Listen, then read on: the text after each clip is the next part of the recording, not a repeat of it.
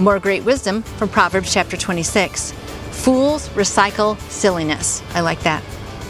We no more give honor to fools than pray for snow in summer or rain during harvest. You have as little to fear from an undeserved curse as from the dart of a wren or the swoop of a swallow. A whip for the racehorse, a tiller for the sailboat, and a stick for the back of fools. Don't respond to the stupidity of a fool. You'll only look foolish yourself.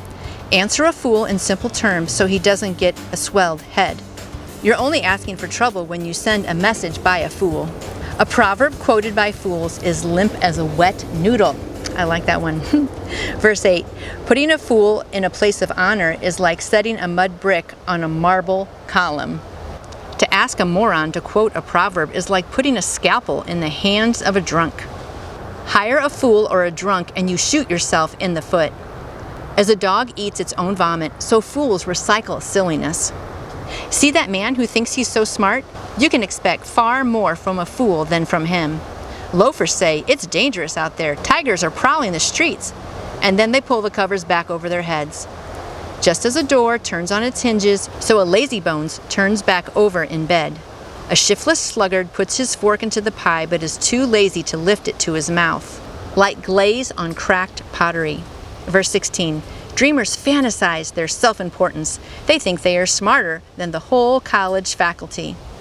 You grab a mad dog by the ears when you butt into a quarrel that's not your business. People who shrug off deliberate deceptions saying, I didn't mean it, I was only joking, are worse than careless campers who walk away from smoldering campfires. When you run out of wood, the fire goes out. When the gossip ends, the quarrel dies down. A quarrelsome person in a dispute is like kerosene thrown on a fire. Verse 22, listening to gossip is like eating cheap candy. Do you want junk like that in your belly? Smooth talk from an evil heart is like glaze on cracked pottery. Your enemy shakes hands and greets you like an old friend, all the while conniving against you. When he speaks warmly to you, don't believe him for a minute. He's just waiting for the chance to rip you off. No matter how cunningly he conceals his malice, eventually his evil will be exposed in public.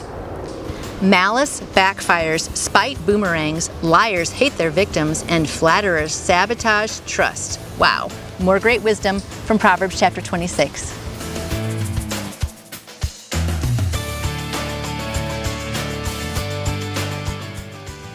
And I would love to answer any questions you may have about faith in Jesus.